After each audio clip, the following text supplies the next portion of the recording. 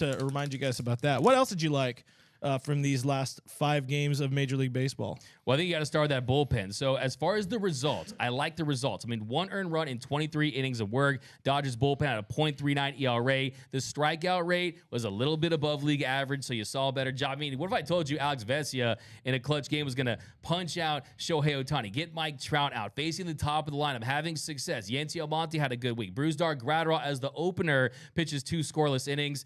By the way, Brusdar Graterol, I was in the dugout in Anaheim, and I just was standing there, and he came up to me, and he just stood there like right in front of me. That looked like the Predator. I thought he was going to like heard something I said recently and was going to rip me apart, and he just gave me a big fist pound. And then we talked about his new Jerry curl and whatever he's got going on. Talking guy. The talking guy is as he affectionately calls me. But yeah, I think to see this bullpen do what they did, I was very impressed yesterday. I mean, look, you gave up the Brusdar Graterol, gave up the hits, had the walks. I mean, not his best outing. I mean, but still, as a whole, you got to feel really good about this bullpen, what they were able to accomplish. But I will say, it almost feels like yesterday. I mean, you saw him give the leadoff base hit that ended up as the single to, and they really weren't able to come back. The hit by, if it wasn't for Myers' bad base running by the Astros, that inning could have been much worse. So I think what the big takeaway and what we learned is, look, if you can't miss bats consistently, bad things are going to happen. Everyone says the pitcher's best friend is the double play ball. I always say the pitcher's best friend is the ability to miss bats. It's the ability to punch guys out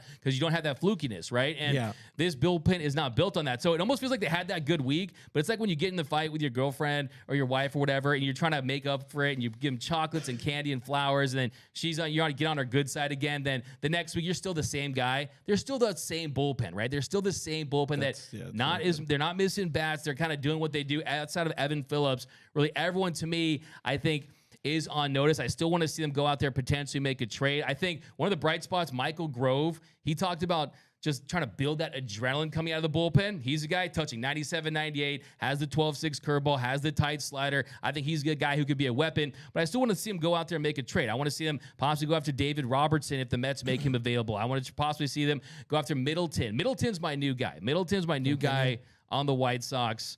4-seam fastball, changeup, slider, 2.33 ERA, and a 32.7 strikeout rate. I think you package him with Lucas Giolito, and hey, we take off, and we have the momentum. You got a starter and a reliever. But I still think, hey, results-wise, I talked to Jose Mota, and one thing he told me was the way they were attacking hitters, really owning both sides of the plate, the fastball inside to righties, that kind of changed things, and just the overall mindset. I appreciate the team-only meeting that was set up by Brusdar Graterol. What do you think was said in that team meeting, Clint?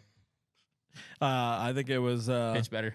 No, it's Que Paso. Que Paso. Which is my greatest line of all time to Brusdar Graterol. No, I mean, at this point, Dave has said a few times he's not going to be the guy to pull the team aside and have not a players only, but they're not going to have a team meeting about where they're at right now. He doesn't feel like the team meetings are going to be they're not going to be fruitful. He talks to these guys individually, but to have your group of coworkers get together to talk about how things aren't working or whatever. That's definitely, maybe they just needed a little mental boost or whatever. I think it was more of just that the day off after an ugly series against the Giants. That's probably. But where are you at with Brusdar, just in general? I'm kind of out on Brusdar right now, man. He's given up a lot of runs. Not all of them are earned, but he's been scored on in what one? Where are you at? Let's see. I'm gonna count. Everybody, see if you can count together with me. So 1, 2, 3, 4. He's been scored on at 4 of his last 11 outings, and they've been kind of I kind of don't count. You don't count the ghost runner thing, but he's kind of out here wilding. He's kind of out here capping and selling. No, he's getting out of what made him like really good at the start of the season, which is just attacking the zone. I don't know if he's I don't know kind of what's going on with him right now. It feels like maybe he's nibbling a little bit more, or maybe trying to force a strikeout, whatever it is. But he's one of the guys I'm really concerned about. You mentioned Michael Grove. He's really bad against left-handed hitters out throughout his short career. Lefties are hitting, I think it was 322 off him. OPS of like 970. They're all-star hitters against Michael Grove. So that doesn't play up in your bullpen. You can't really just have a Rugi in that bullpen. Dodgers are in a good spot. You're getting Dan Hudson back. That's a guy that you're really going to be able to judge a lot of your next month off of, in my opinion. Because if he does well, you might not need to go get the expensive reliever. They find their next version of Chris Martin or whatever it may be. That's kind of what I'm hoping for. But anyways.